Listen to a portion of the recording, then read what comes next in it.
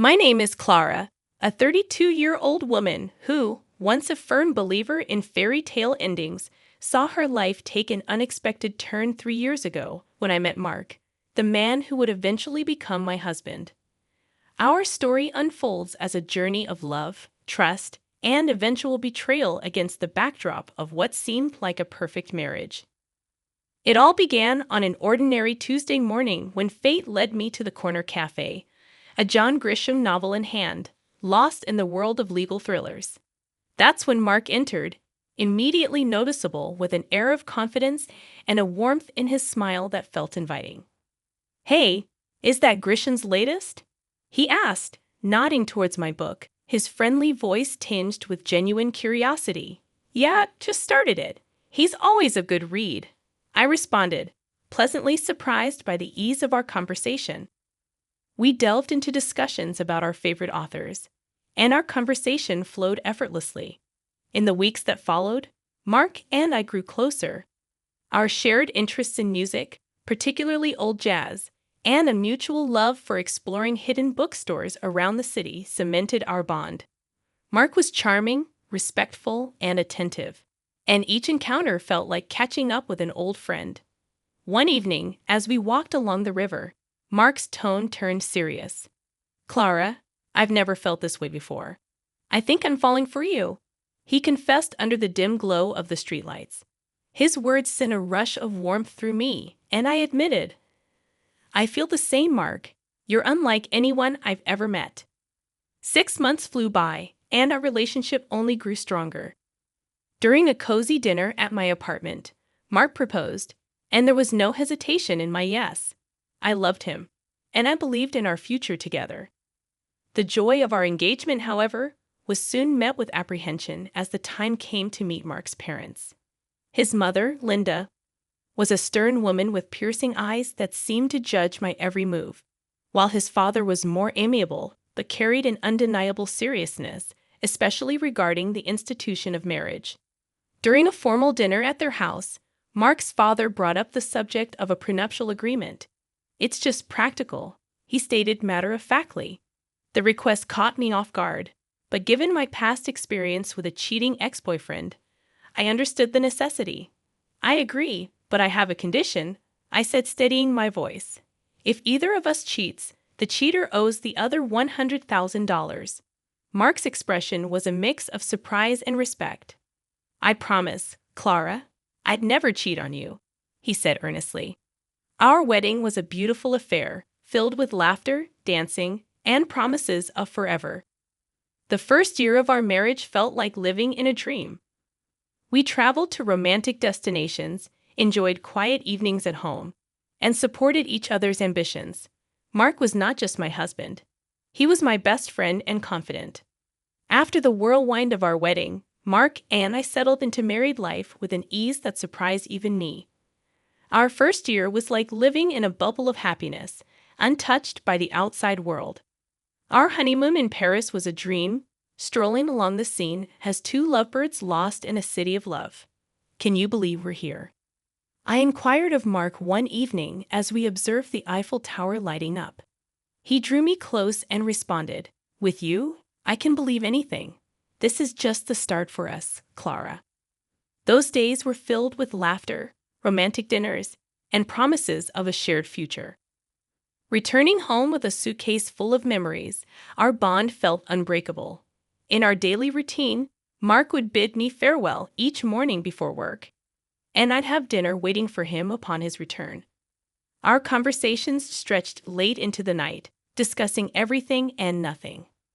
One night, while cleaning up after dinner, Mark remarked, "You know, I never thought I'd be this happy doing mundane stuff like washing dishes."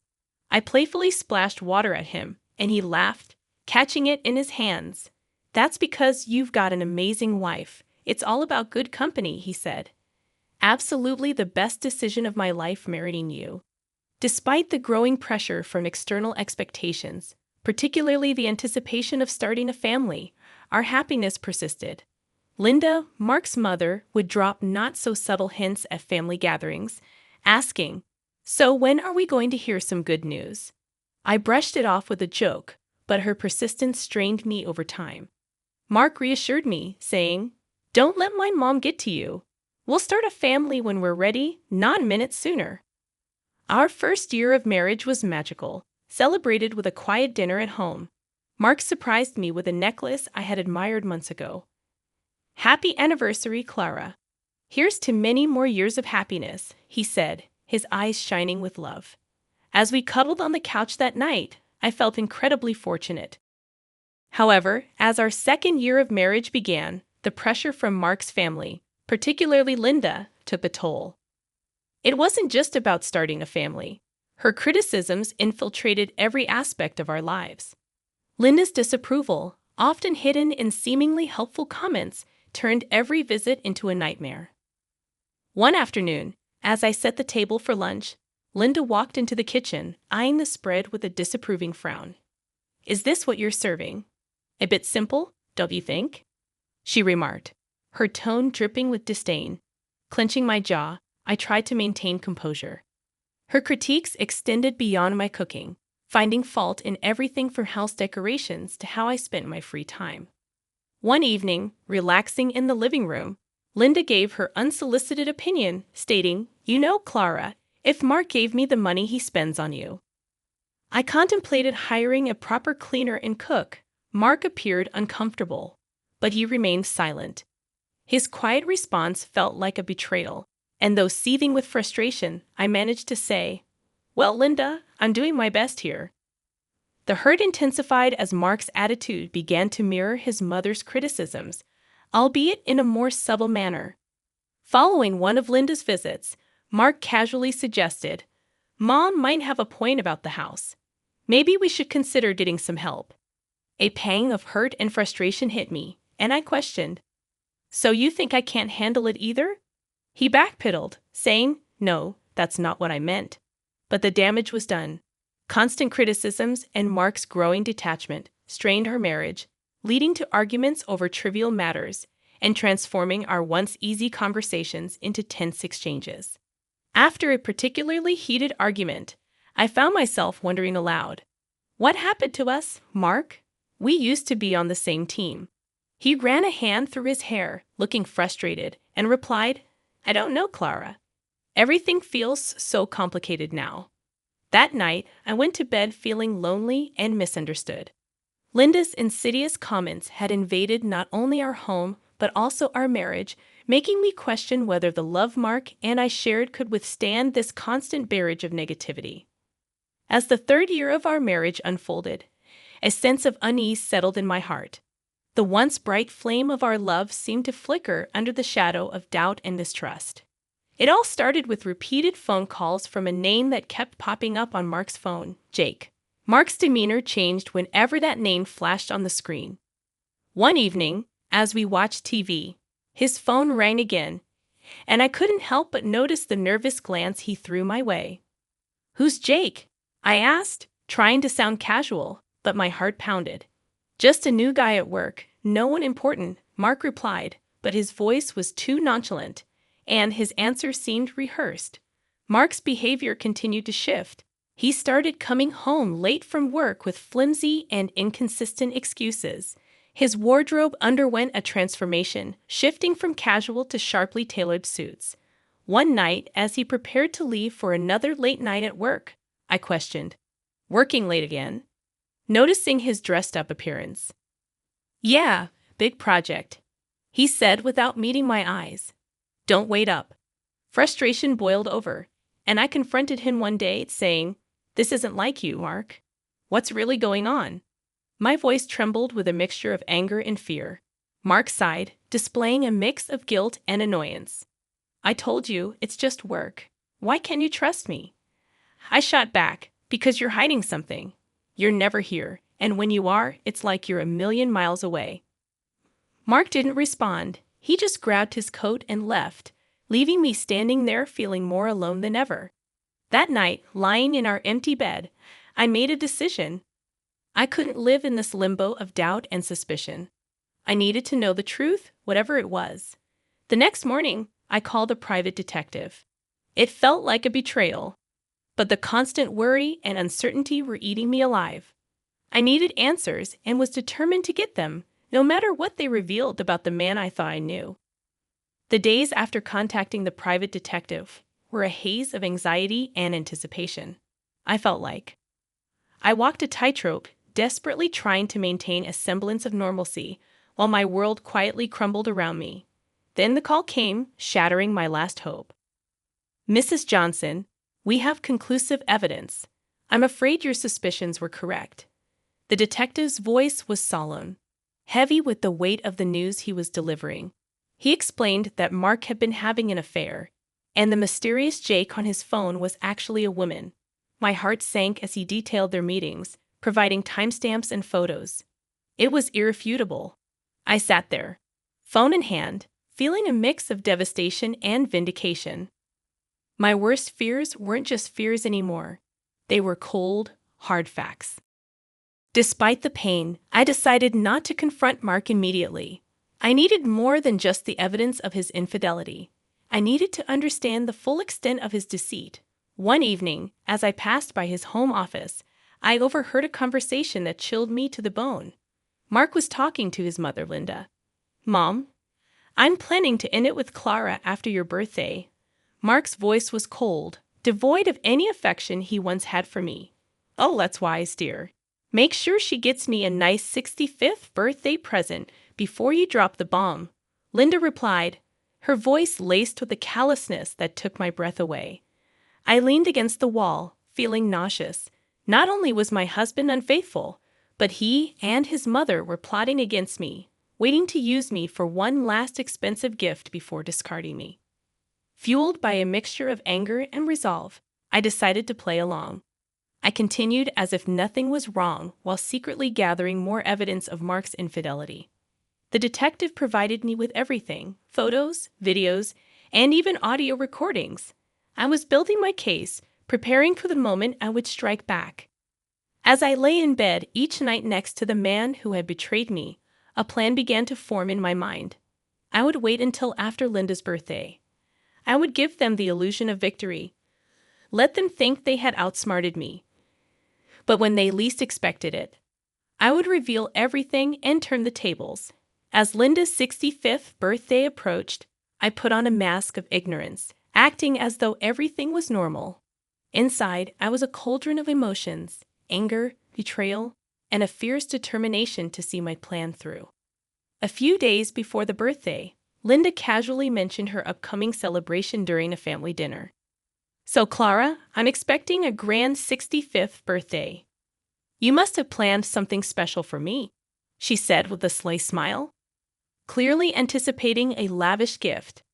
Keeping my emotions in check, I replied with faint enthusiasm, "Of course, Linda.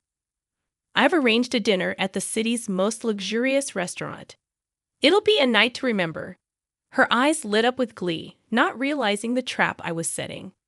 "How wonderful! I can't wait. Just a small family gathering, right?"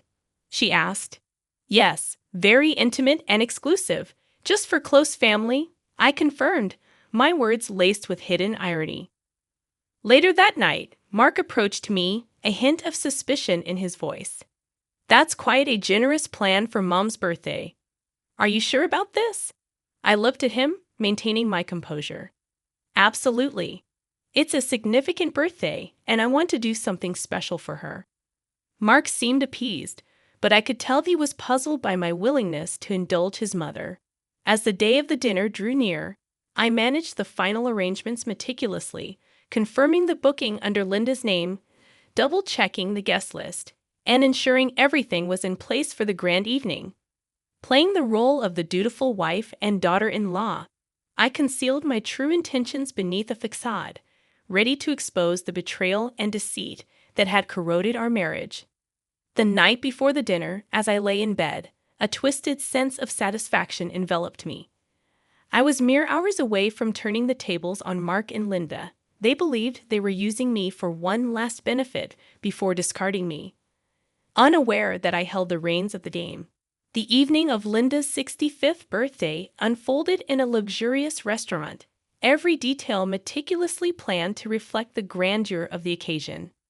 While Linda reveled in the opulence, I played the part of the gracious daughter-in-law, masking my inner turmoil with a practiced smile. As the dinner drew to a close, the waiter presented the bill, a hefty $4,500.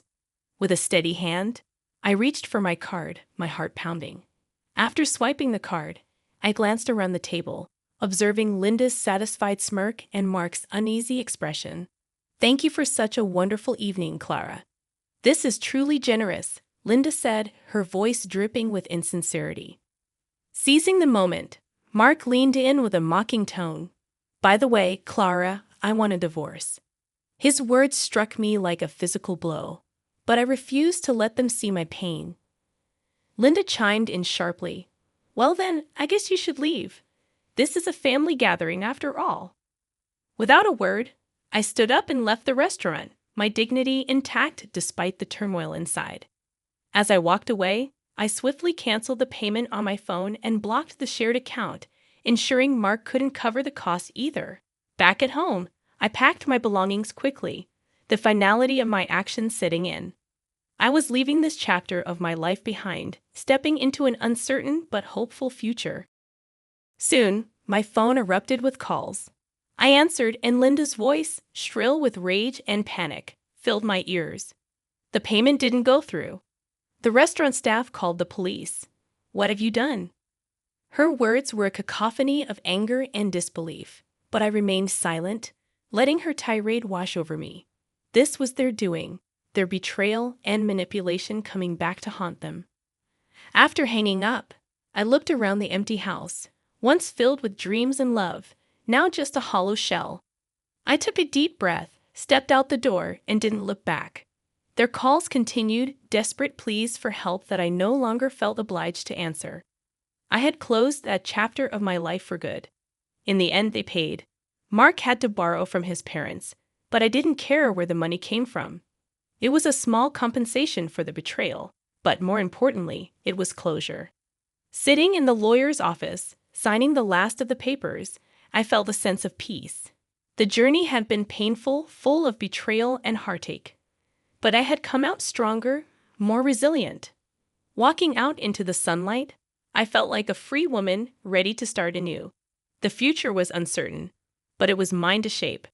After all the darkness, I finally felt like I was stepping into the light.